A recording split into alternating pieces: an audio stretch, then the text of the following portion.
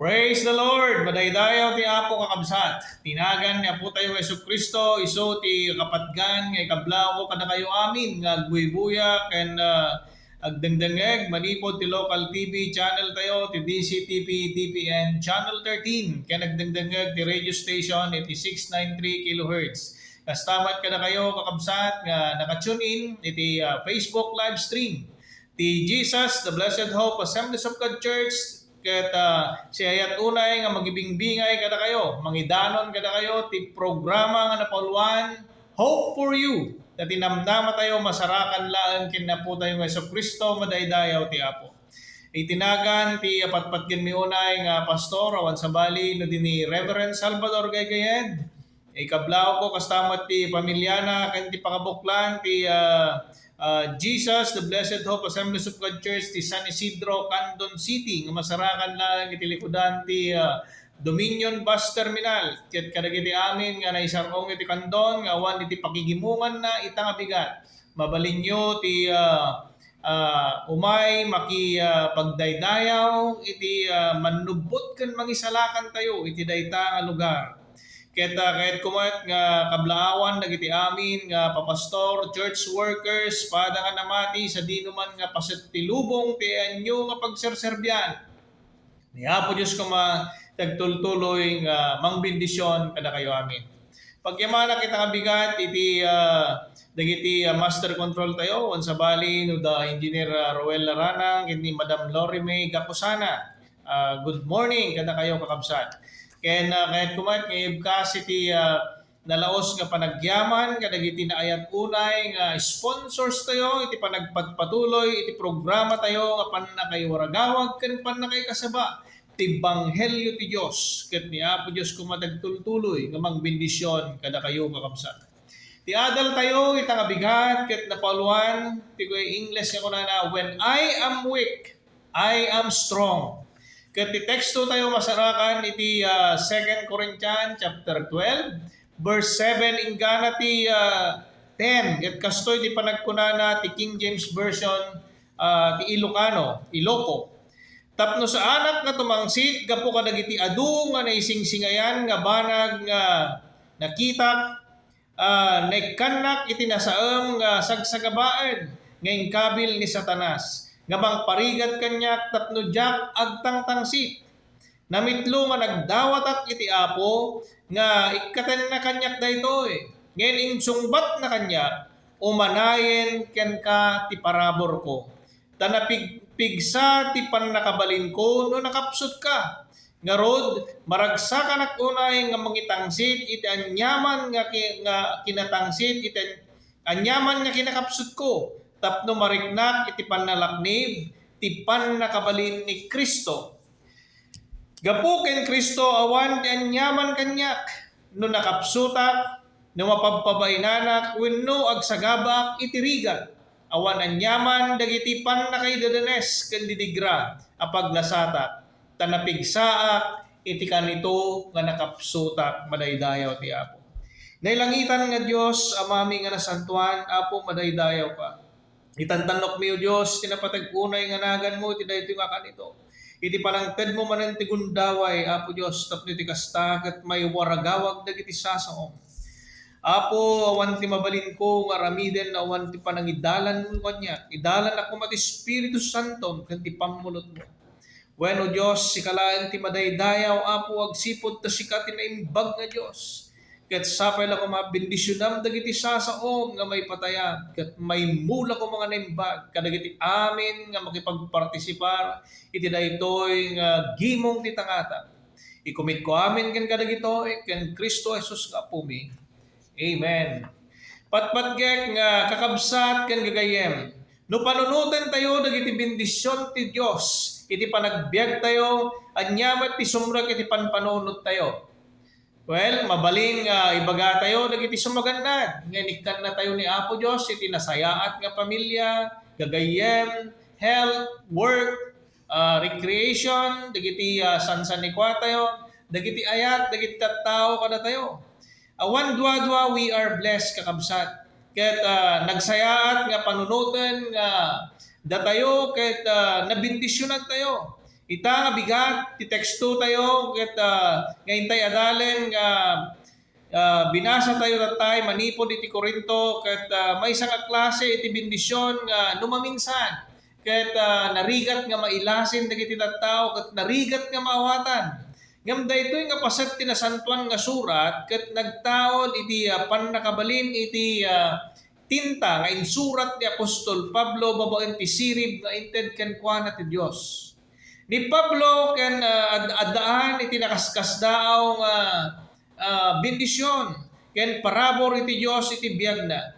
Well, no subyan tayo kakabsat iti pakasaritaan ti biag na ni Pablo isu iti maysa nga nanggurgura wenno mangidadadanes kadagiti amin nga Kristiyano idununana nga panawen nga handapay nga namammo ni Apo Jesus. Ngem isu iti pinili ti Dios nga mangiwaragawag iti kinaimbag na. Inikkan ti Dios ti pannakabalin ken bilig nga mangsurat iti let's say almost one half of the New Testament. Ti adal nga kayat nga isuro ni Pablo kada tayo kakabsat ket iti bendisyon nga kasmat iti inawat na nga napinpintas kadagiti amin nga bendisyon nga naibingay iti napalpalabas nga itasarsaritaan na manipod kadagiti sursurat na. Kunana, his weakness, he says, I will boast all the more gladly about my weakness. He says, I delight in weakness. When kakabsat? When I am weak, then I am strong.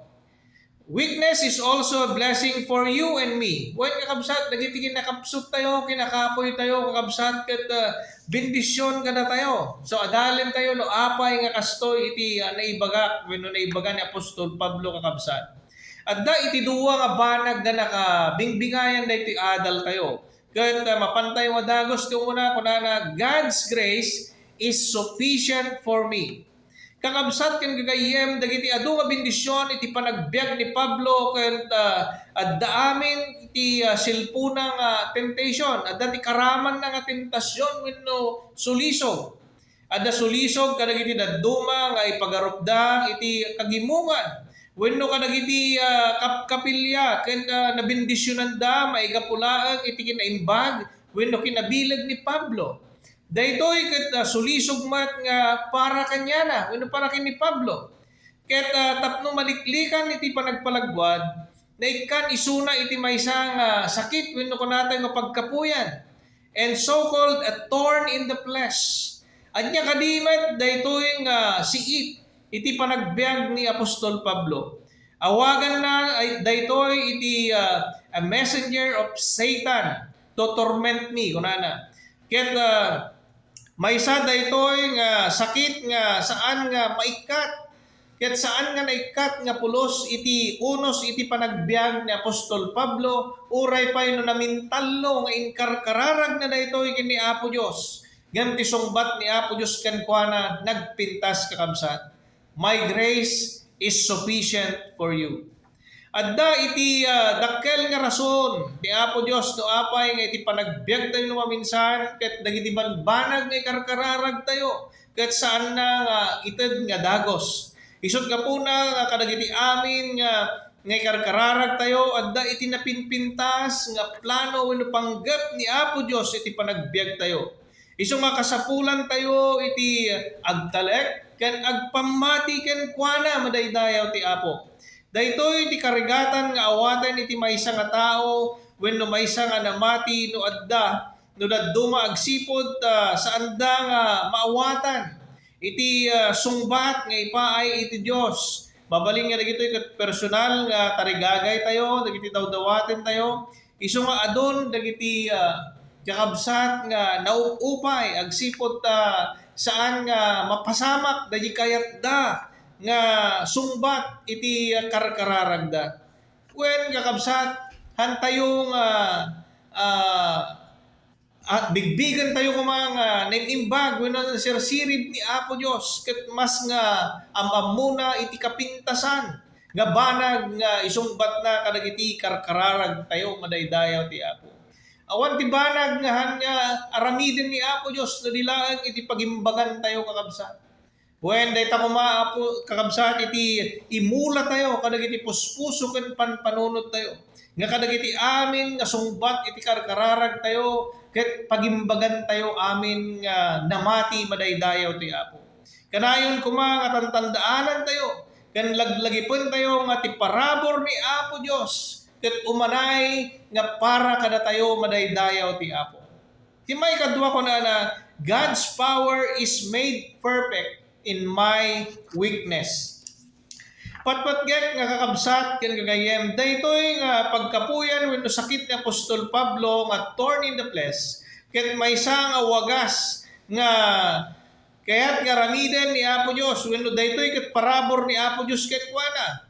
Daytoy di mangipakita nga ti kinasirib ni Pablo kadagiti amin nga banbanag agsipod ta ni Apostol Pablo ket maysa nga abogado nasirib ket adu iti ammuna. Isu daytoy kakabsat nga kadagiti tattao nga namating adda labasit iti ammuda no maminsan ket mabalindang ay pagpanakkel. Ket anda nga kayat iti may kuskuspil. Ket maysa nga wagas ti Dios nga saan na tayo nga palaingan kadagiti saksakit tayo no maminsan kakabsat ket tapno masurusuro tayo kuma iti agpakumbaba. Masurusuro tayo kuma ti kumamang ket agdepende ken ni Apo Dios. Daytoy ti kayat ti Apo nga iadal kada tayo. Agsipod kakabsat ken gagayem nga ti maysa nga makarimon iti Dios ket jay kinapalangguad wenno kinatangsit.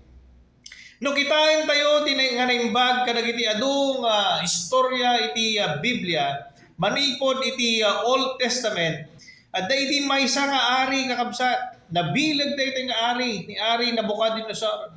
Ket iti kinatan-op daytoy nga ari pinadas na iti nagpalangguad.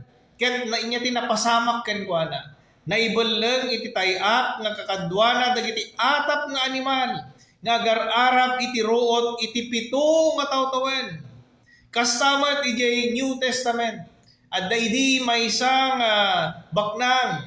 Nga daytoy nga baknang iti maysa nga rabii ket nakita na nga adwanan isuna iti apit ket saanen nga makana iti sarusar na ket awanen ti pagyanan dagiti adu nga apit na ket nakita na nga ti bagina ket imparammag na ti bagina gapo iti gapuanan na. So nga imbes nga ni Apo Dios iti pagdaydayawan na ken pagyamanan na inunana nga indaydayaw iti bagpagina. Saan nga nagyaman? Isut gapuna nga nabalin nga daytoy ket nakarimon ken ni Apo Dios. Isut gapuna nga daytoy nga baknang ket innala ni Apo Dios ti biag na iti daytamet laeng nga rabii. Wen kakabsat ti adal ditoy kakabsat ken gagayem ket awan ti karbengan tayo nga mangiparammag wenno mangipasaw kadagiti anyaman nga gapuanan tayo. Agsipod talaglagipon tayo kuma ngano awan ti Dios, awan ti mabalin tayo nga maaramidan. Ti tao ngamin maminsan ket kayat na agranyag iti bukod na kapamayan. Ngay parammag na iti bukod na nga aramid nga kaslat ta isu na laeng iti kalalaygan ket ti daksanggasan pandaduma ket kayat datag balin nga kasla Dios. Dayta ti kankanayon nga padpadasen ti tattao iti daytoy nga lubong. Iti panagbaknang takwaten da iti nangato nga adal ket padpadasen da iti mangimaton kadagiti padara nga tattao. Agbalinda nga di Diyosen kadagiti tattao ket padpadasen da tagbalin nga sinan Dios. Isut gapuna nga intunda tayo ket makarikna tayo iti panagpangas wenno panagpalangguad laglagipon tayo iti agpakumbaba. Aramiden tayo kuma nga kankanayon ti pagayatan ti Dios iti amin nga panagbiag tayo kakabsat ken gagayem. Saan tayo agpalpalangguad iti kabukbukudan tayo no di ket ipangpangruna tayo ti agyaman ken mangidaydayaw iti dayjay Dios nga nangted kada tayo ti biag ken nangisalakan kada tayo madaydayaw ti Apo.